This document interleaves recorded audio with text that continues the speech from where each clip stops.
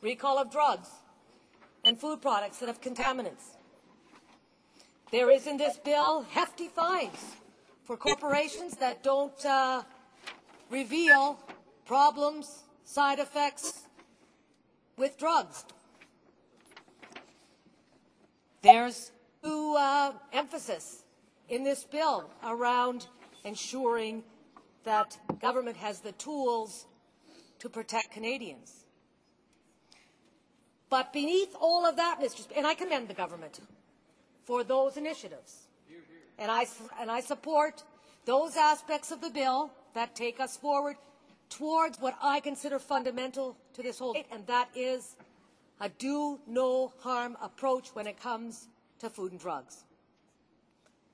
But beneath those specific clauses, fine words of the press release that the Prime Minister and the Minister of Health presented to Canadians about safety first, beneath all of that, there are enough concerns to make me and others suspicious of what this government is all about and where, in fact, it is trying to lead us.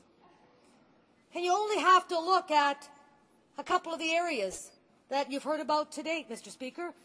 I see some of my colleagues in the Conservative benches chuckling. Well, I don't think they should chuckle when they stop and listen to the words of Dr. Barbara Mincy's, who has brought to the attention of this House a clause in the bill which appears to, in fact, move us closer, move this government closer to direct-to-consumer advertising.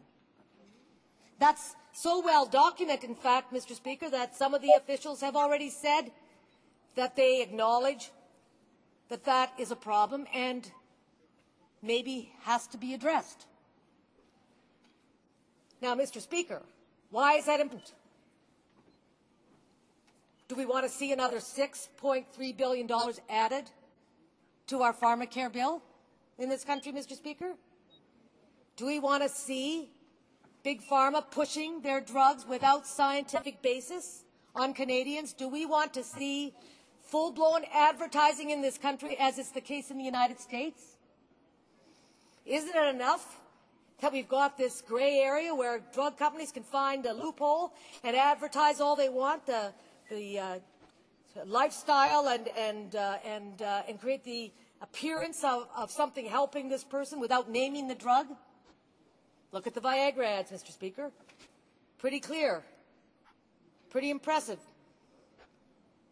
leading to all kinds of people demanding products from their doctors and prescriptions for certain drugs without necessarily basis in terms of either the condition or the science available.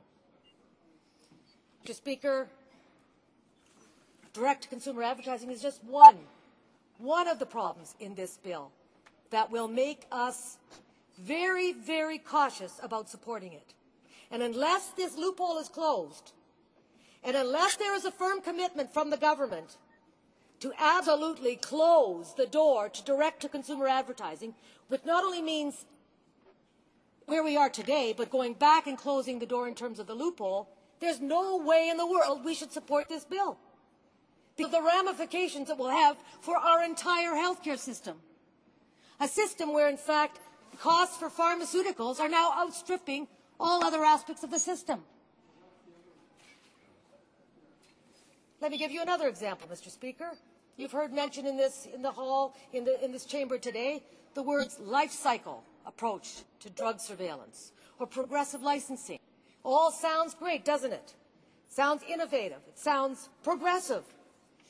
But, Mr. Speaker, you have to realize that underneath it all, there could very well be an agenda to speed up the approval of drugs at the front end and create the illusion of safety at the other end, or even the reality of safety at the other end. But what does it matter when, in fact, you've already digested a drug that is not safe for you and has serious health consequences? Can it be that this government has listened to the drug companies when they say we would rather deal with expensive lawsuits and pay out big money after we've been sued than put in the money that's needed at the front end to ensure that the drugs are safe in the first place?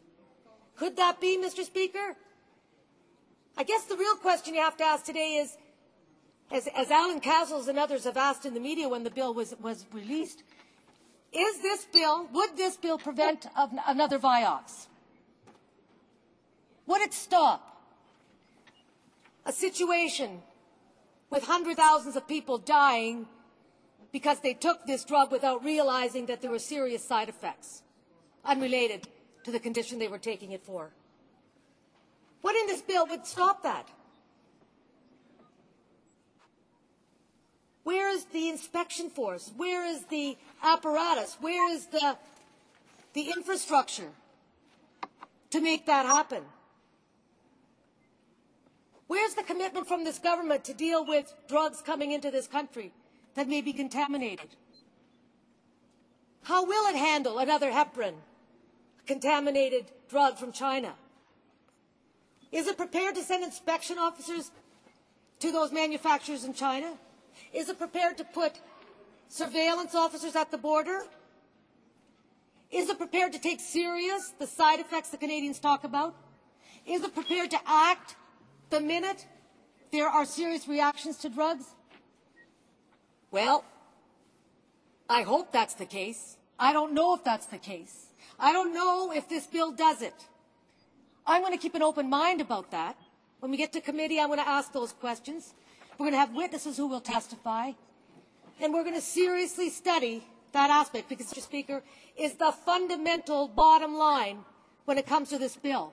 Is it going to stop another Vioxx? That's the question. How will it do it?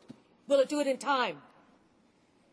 Will it really make drug companies provide the information that they may have held in secret, which may reveal something? Would it have demanded, would it have been able to get the information out of Merck Frost, kept secret, around Vioxx that would have prevented hundreds of thousands of deaths?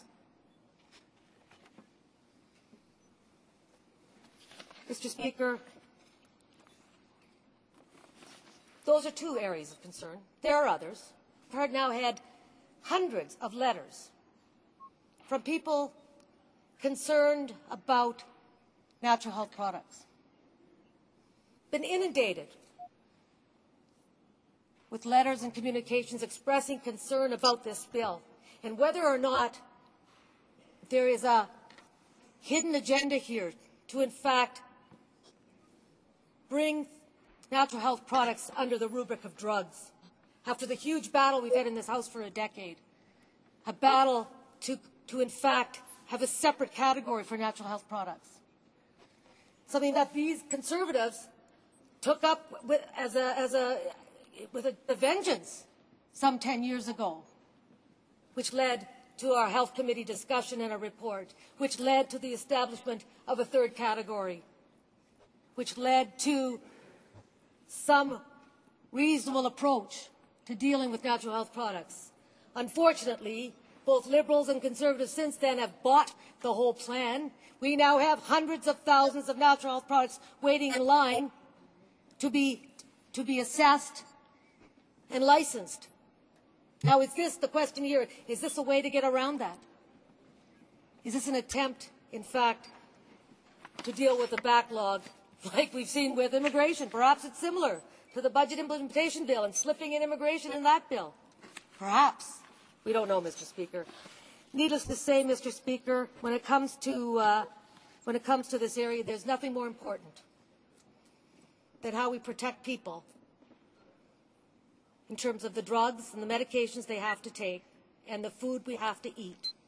It is the job of government to put safety first, to ensure that products on the market are as safe as possible, and that means a proactive government with tough regulations, with adequate resources, with the will to, in fact, make safety fundamental and putting people before drug profits. Questions and comments.